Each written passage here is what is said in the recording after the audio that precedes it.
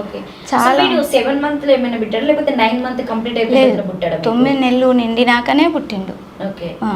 కాకపోతే మాది మేనరికం వల్ల 100 మందిలో ఒకరికి అట్లా పుడతారని డాక్టర్ చెప్పి నీలపూర్ హాస్పిటల్.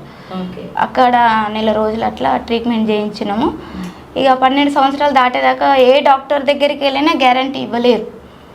ఓకే. గ్యారంటీ లేదు బాబుకి, ఇవ్వము. ఆయనకు ట్రీట్మెంట్ చేసినా తట్టుకునే శక్తి ఆయనకు లేదు.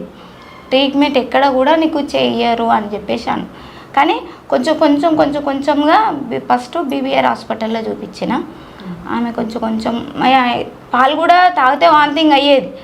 పొద్దున్న నైటు నిద్రపోయేది కాదు, ఏడుపు తప్ప వానికి ఇంకా ఏమీ చేయలేని పరిస్థితి. నేను తెల్లవాళ్ళు నిద్ర లేకుండా అట్లా ఎత్తుకొని ఇట్లా కూర్చొని అట్లా చేసిన నేను నా బాబు కోసం చేసి నేను పని కొంచెం ఇది చేసుకున్న తర్వాత కొంచెంగా మందులు అయిన కొద్దీ మంచిగా అయిన కొద్దీ ఇక మందులు ఇక పడ్డాయి అనుకో. ఇక